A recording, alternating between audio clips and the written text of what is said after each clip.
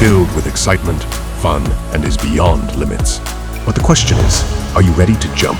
If it is a yes, then you have jumped into the world of ultimate entertainment. Welcome to YOLO 247, a place of fun, indulgence, and endless surprises.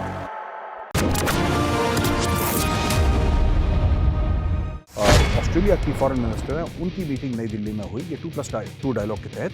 तो आज की खबर ये है कि फिर media ने ये पूछा कि साहब क्या कनाडा वाली बात हुई थी इसमें?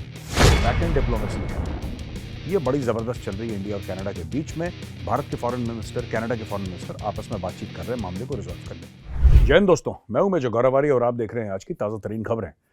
अच्छा, लेटेस्ट न्यूज़ ये है दोस्तों कि इजराइल ने 4 दिन के सीज फायर के लिए अपनी मंजूरी दे दी है। एक कैबिनेट मीटिंग चली थी बेंजामिन नेतन्याहू के अंडर इजरायली कैबिनेट की, और पूरे रात उनका विचार विमर्श हुआ और एंड में इस निष्कर्ष पे पहुंचे कि ये फैसला मुश्किल तो है, लेकिन ये अपने लोगों को सही सलामत वापस बुलाने के लिए या उनको सही सलामत रखने के लिए फैसला लेना जरूरी है। तो डील ये हुई है हमास के साथ कि 4 दिन का सीज फायर होगा और 50 वो होस्टेजेस जो बंदी बना के ले गए थे सिविलियंस को, उनको छोड़ेंगे। फिर यह भी एक पेशकश रखी गई है कि हर एक दिन के सीज फायर के लिए वो 10 लोग और छोड़ेंगे। मुझे एक बात समझ में नहीं आती है, दुनिया को क्या ये बात समझ में नहीं आ रही कि होस्टेजेस कौन लेता है? होस्टेजेस किडनैपर लेते हैं, होस्टेजेस टेररिस्ट लेते हैं।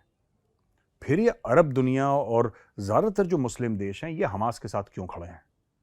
ये क्यों नहीं कंडेम कर रहे हमास की टेररिज्म को? खैर ठीक है, मार मार के भरता तो बना ही दिया इजराइल ने, तो वो कंडेम करे ना करे उनकी जीरो वैल्यू है। ठीक है, इजराइल को जो मारना था इजराइल मार रहा है। अच्छा, इसमें 2-3 पहलू हैं दोस्तों जो मैं आपके साथ डिस्कस करना चाहता हूं। पहला पहलू यह है कि इसके नतीजे क्या होंगे। ठीक है, वो लोग छूट जाएंगे धीरे धीरे, पर नतीजे क्या होंगे? नतीजे, पहली चीज ये होगा कि इजराइल वेट करेगा सारे होस्टेजेस आ जाएं, फिर उसके बाद अमन तो होगा नहीं, इजराइल फिर मारेगा। पूरे गाजा को घेर लिया है, नॉर्थ और साउथ को अलग कर दिया है, और एक और सबसे बड़ी बात कि जो उसके मिडिल और लोअर लेवल की लीडरशिप थी, काफी हद तक वो साफ हो चुकी है दोस्तों।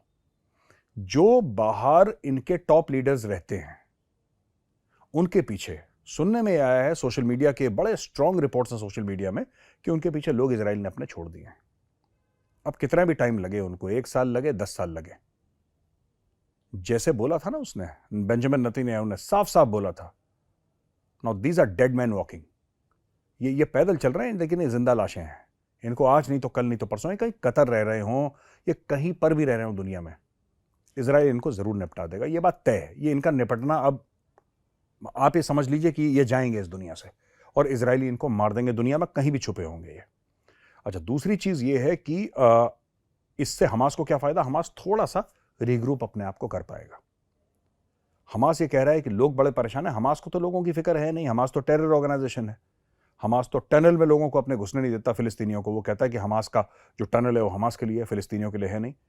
तो वो फिलिस्तीनियों की बात करता क्यों है हमास? इसलिए करता है क्योंकि जब वहां पे फिलिस्तीनी रहेंगे तो फिर वो विक्टिम कार्ड प्ले कर सकता है और ह्यूमन शील्ड के तौर पे फिलिस्तीनियों को इस्तेमाल कर सकता है दोस्तों। अच्छा, इसके अलावा बात ये हुई है कि पेनी वोंग जो ऑस्ट्रेलिया की फॉरेन मिनिस्टर है, उनकी मीटिंग नई दिल्ली में हुई। ये 2+2 डायलॉग के तहत उनकी मीटिंग हुई थी डॉक्टर जयशंकर के साथ कल।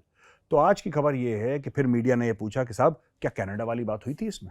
निज्जर की किलिंग, कनाडा वाली बात? तो उन्होंने बोला बिल्कुल हुई थी।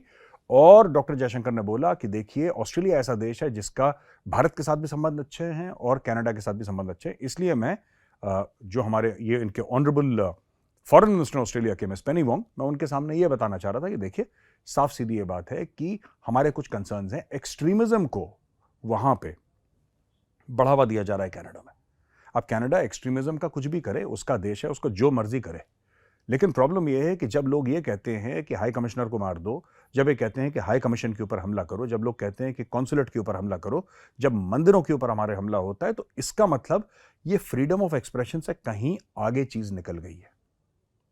अगर मैं ही कभी किसी को मारने की धमकी दूं या किसी की धमकी दूं, तो ये मेरा फ्रीडम ऑफ एक्सप्रेशन नहीं है बिल्कुल।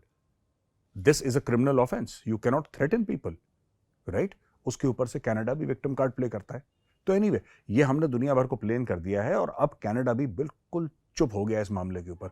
बीच बीच में दौरे पड़ते हैं दोस्तों जस्टिन ट्रूडो को, he gets these attacks once in a while, but rest of the matters have been sorted out. और बैक एंड डिप्लोमेसी, सुना है कि जो बैक एंड डिप्लोमेसी है ये बड़ी जबरदस्त चल रही है इंडिया और कनाडा के बीच में।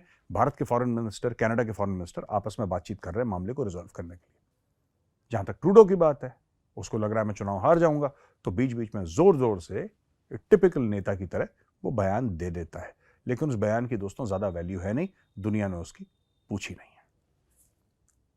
दोस्तों यहां पे आज का वीडियो होता है खत्म। मैं कल फिर हाजिर हूंगा एक नई वीडियो के साथ, तब तक के लिए जय हिंद।